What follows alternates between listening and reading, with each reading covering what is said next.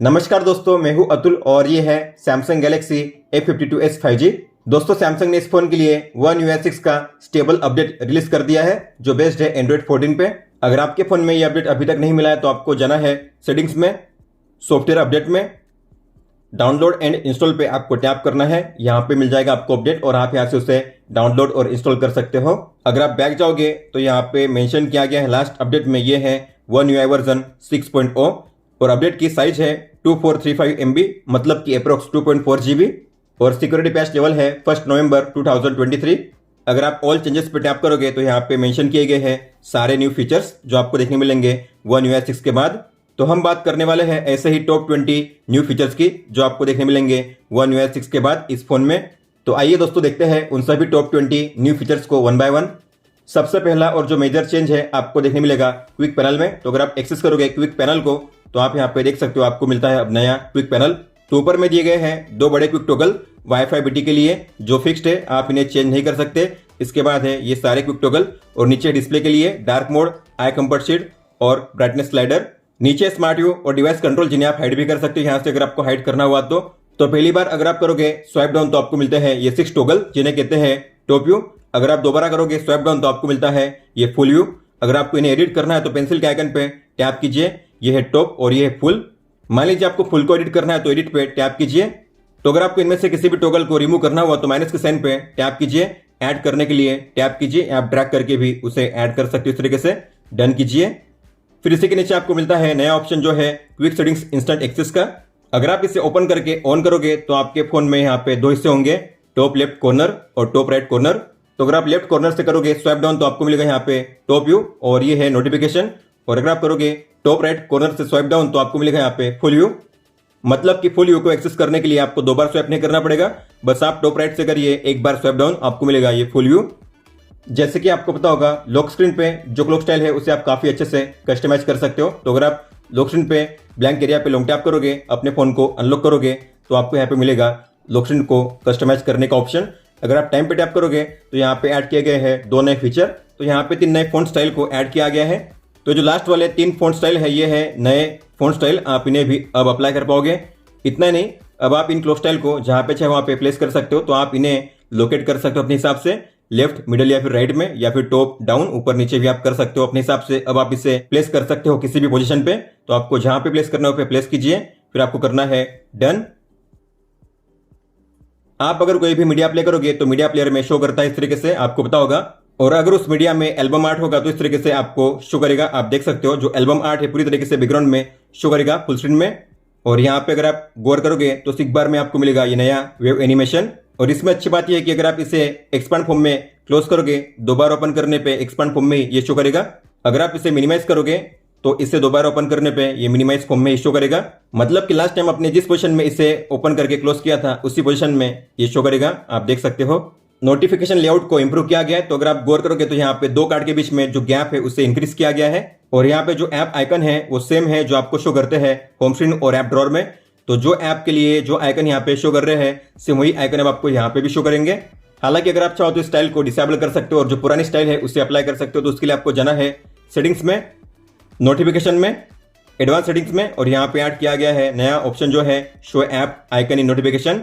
इसके अलावा आप इन नोटिफिकेशन को सॉर्ट भी कर सकते हो दो तरीके से, बाय प्रायोरिटी और बाय डेट। तो अगर आप जाओगे सेटिंग्स में, नोटिफिकेशन में, यहाँ पे दिया गया है नया ऑप्शन सॉर्ट का, सॉर्ट नोटिफिकेशन। तो यहाँ पे है प्रायोरिटी, मतलब कि बाय डिफॉल्ट, और ये है बाय टाइम। तो टाइम के हिसाब से, मतलब कि पुराने नीचे शो होंगे और जो नए होंगे ऊपर शो करेंगे। Drag and drop with two hands के फीचर को ऐड किया गया है। इसका मतलब ये है कि अब आप एक साथ दो अलग अलग फिंगर का यूज करके दो अलग अलग एक्टिविटी कर सकते हो। जैसे कि मान लीजिए आपको किसी ऐप आइकन या विजेट को प्लेस करना है किसी और पेज पे, तो आपको क्या करना है, एक फिंगर से इसे लॉन्ग टैप करके ड्रैग करना है और आप दूसरे फिंगर से कर सकते हो स्वाइप, आप देख सकते हो इस तरीके से। मान लीजिए आपको किसी एक फोटो या मल्टीपल फोटो को प्लेस करना है किसी और एल्बम में, तो आपको उन फोटो को करना है सिलेक्ट। तो सिलेक्ट करेंगे, उसके बाद आपको इस पर लॉन्ग टैप करना है और आप दूसरे फिंगर से कर सकते हो स्वाइप बैक जाने के लिए। और आपको जहां पे प्लेस करना है उसे ओपन कीजिए और आप इस तरीके से प्लेस कर सकते हो कॉपी या मूव करने के लिए। जैसे कि मान लीजिए किसी ऐप में आपकी फाइल है जिसे आपको शेयर करना है किसी और ऐप में, तो आपको उस फाइल पे लॉन्ग टैप करना है। मैं चाहता हूं ऑडियो फाइल को शेयर करना जीमेल में, तो मैं इस पे लॉन्ग टैप करूंगा, फिर इसे क्लोज करूंगा, ओपन करूंगा जीमेल को, कंपोज करूंगा और इसे यहाँ पे अटैच करूंगा। तो आप देख सकते हो ड्रैग एंड ड्रॉप करके आप किसी भी फाइल को अटैच कर सकते हो किसी भी ऐप में शेयर करने के लिए। जैसे कि आपको पता होगा, अगर आप किसी भी ऐप पे लॉन्ग टैप करते हो तो आपको यहाँ पे शो होते हैं उसके शॉर्टकट। इस तरीके से आप देख सकते हो। अब ये जो शॉर्टकट्स है अब आपको शो करेंगे फाइंडर में भी। तो अगर आप किसी भी ऐप को सर्च करोगे तो यहाँ पे भी अगर आप किसी भी ऐप पे लॉन्ग टैप करोगे तो उसके शॉर्टकट आपको शो करेंगे। इस तरीके से आप देख सकते हो। इतना ही नहीं, लॉन्ग टैप करने पे जो ऑप्शन आपको शो करते हैं ये शॉर्टकट ऑप्शन, अब आप इन्हें डायरेक्टली सर्च कर सकते हो। जैसे कि मुझे यहाँ पे सर्च करना है टेक पोर्ट्रेट, तो मैं यहाँ पे सर्च करूंगा टेक पोर्ट्रेट। तो आप देखोगे ऐप ऑप्शन में आपको शो करेगा टेक पोर्ट्रेट और आप डायरेक्टली यहाँ पे पोर्ट्रेट मोड को ओपन कर सकते हो वन टैप में। तो इसके लिए ऐड की गई है नई सेटिंग्स। तो आपको जाना है ऐप ड्रॉअर में, सर्च पे टैप कीजिए, थ्री डॉट पे टैप कीजिए, सेटिंग्स पे टैप कीजिए और यहाँ पे है ऐप ऑप्शंस। आपको इसे ऑन करना है, इसे यूज करना हुआ तो। अब इस फोन में ऐड किया गया है VoNR का फीचर, मतलब कि वॉइस ओवर 5G। मतलब कि अगर आप 5G का यूज कर रहे हो, ऐसे में अगर आपको कोई भी कॉल आएगा तो आपका जो नेटवर्क है 4G पे स्विच नहीं होगा। मतलब कि अब आप कॉलिंग के दौरान भी 5G का यूज कर पाओगे। तो अगर आप जाओगे सेटिंग्स में, कनेक्शंस में, मोबाइल नेटवर्क में, यहाँ पे है VoNR वॉइस ओवर 5G। आप इसे यहाँ से ऑन ऑफ कर सकते हो। अभी ऑन है इसलिए यहाँ पे शो कर रहा है ऊपर में VO 5G। अगर आप इसे ऑफ करोगे तो यहाँ पे शो करेगा OLT।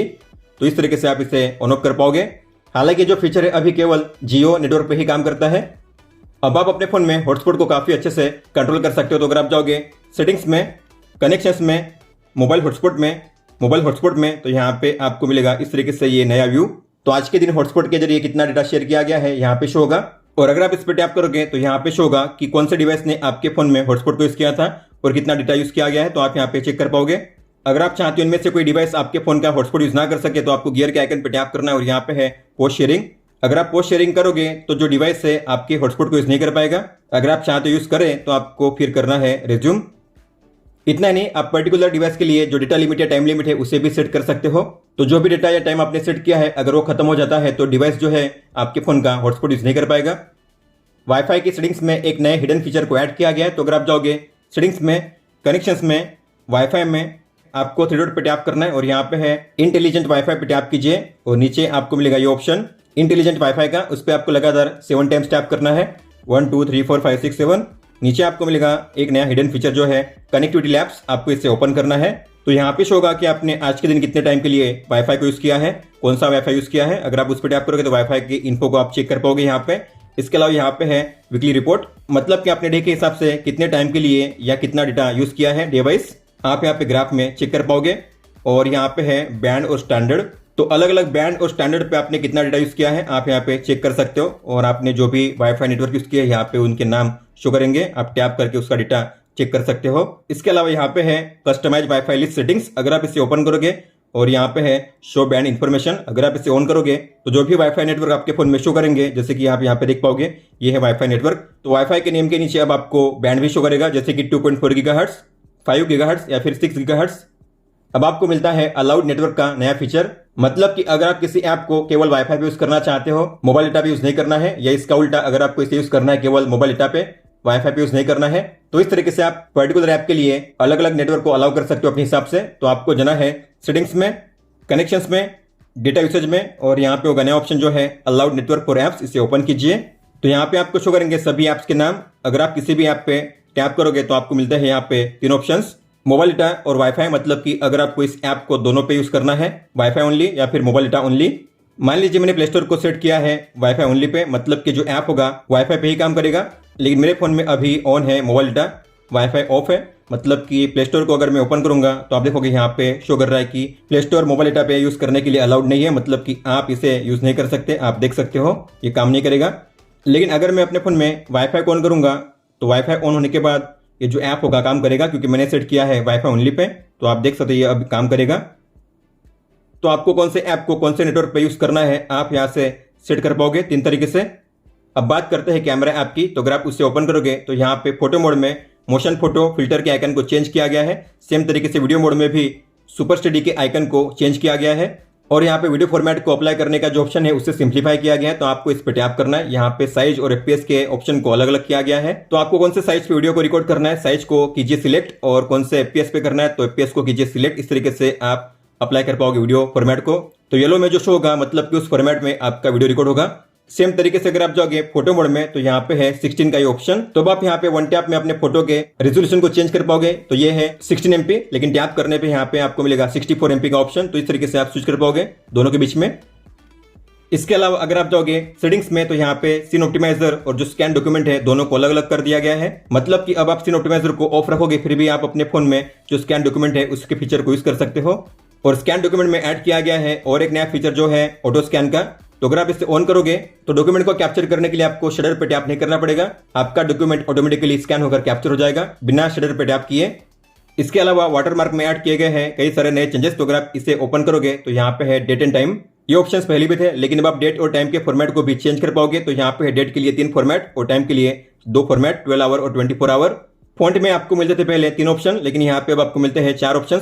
डिफॉल्ट के नए फॉन्ट को ऐड किया गया है और यहाँ पे अलाइनमेंट में टॉप और बॉटम के नए ऑप्शन को भी ऐड किया गया। तो आपको कहाँ पे शो करना है, बॉटम में या फिर टॉप में।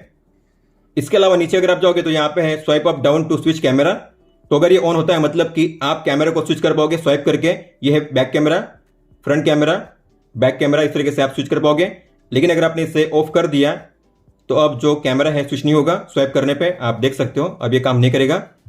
कस्टम कैमरे के नए विजेट को ऐड किया गया। तो अगर आप होम पेज पे लॉन्ग टैप करोगे, जाओगे विजेट में, यहाँ पे है कैमरे का नया ऑप्शन। तो आपको इस पर टैप करना है और इसे ड्रैग करके ड्रॉप करना है अपने प्लेस पे। तो यहाँ पे सबसे पहले आपको कौन सा नाम देना है यहाँ पे, जैसे कि यहाँ पे कस्टम कैमरा, आप जो इसका टाइटल है चेंज कर सकते हो। मुझे यहाँ पे चेंज करना है स्लो मोशन।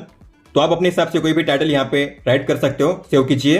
फिर है स्टार्टिंग मोड, मतलब कि अगर आप इस पर टैप करोगे विजेट पे तो कौन सा मोड ओपन होना चाहिए। तो यहाँ पे आप अलग अलग मोड को सिलेक्ट कर सकते हो, जैसे कि ये है बैक कैमरा और यहाँ पे सेट किया गया है फोटो, लेकिन मैं करूंगा बैक कैमरा और स्लो मोशन।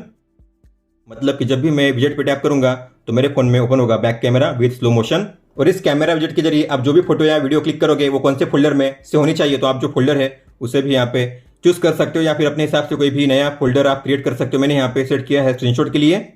फिर है विजेट बैकग्राउंड। तो आपको यहाँ पे कौन सा बैकग्राउंड शो करना है, तो यहाँ पे मिलते हैं आपको 2 ऑप्शन। तो जो भी आपने फोल्डर सेट किया है उस फोल्डर में जो भी लेटेस्ट फोटो है वो शो करेगी, या फिर आप अपने हिसाब से कोई भी कस्टम इमेज चूज कर सकते हो इस तरीके से। फिर जैसे आप सेव करोगे आपको यहाँ पे मिलेगा इस तरीके से ये कस्टम कैमरा विजेट, और आप इसकी साइज भी चेंज कर सकते हो। इस तरीके से आप देख सकते हो और आप एक साथ मल्टीपल कैमरा विजेट को प्लेस कर पाओगे। तो आप देख पाओगे एक साथ मल्टीपल विजेट को आप प्लेस कर सकते हो इस तरीके से। तो अगर मैं इस पर टैप करूंगा तो मेरे फोन में ओपन होगा back camera with slow motion, आप देख सकते हो, और यहाँ पे लिखा गया है स्लो मोशन। और अगर मैं स्लो मोशन को करूंगा कैप्चर तो जो भी स्लो मोशन होगा उससे होगा स्क्रीनशॉट के फोल्डर में। आप देख सकते हो गैलरी ऐप में अगर आप जाओगे तो स्क्रीनशॉट के फोल्डर में आपको शो करेगा ये स्लो मोशन, आप देख सकते हो। गैलरी ऐप में अब आपको मिलता है क्विक एडिट का शानदार फीचर। तो अगर आप गैलरी ऐप में किसी भी फोटो पे करोगे स्वाइप अप तो आपको यहाँ पे मिलते हैं 1 से लेकर 3 अलग अलग ऑप्शंस, जैसे कि ऑब्जेक्ट इरेजर, बैकग्राउंड इफेक्ट और पोर्ट्रेट इफेक्ट। मतलब कि अब आप एडिटर को ओपन किए बिना ही इन ऑप्शंस का यूज कर पाओगे। मान लीजिए इस फोटो में मुझे चेंज करना है इसके बैकग्राउंड इफेक्ट को, तो मैं इस पर टैप करूंगा और आप जो बैकग्राउंड इफेक्ट है उसे चेंज कर सकते हो। आप देख सकते हो अलग अलग इफेक्ट रैंक के साथ। गैलरी ऐप में सबसे शानदार फीचर जो ऐड किया गया है वो है कॉपी एंड पेस्ट एडिट का।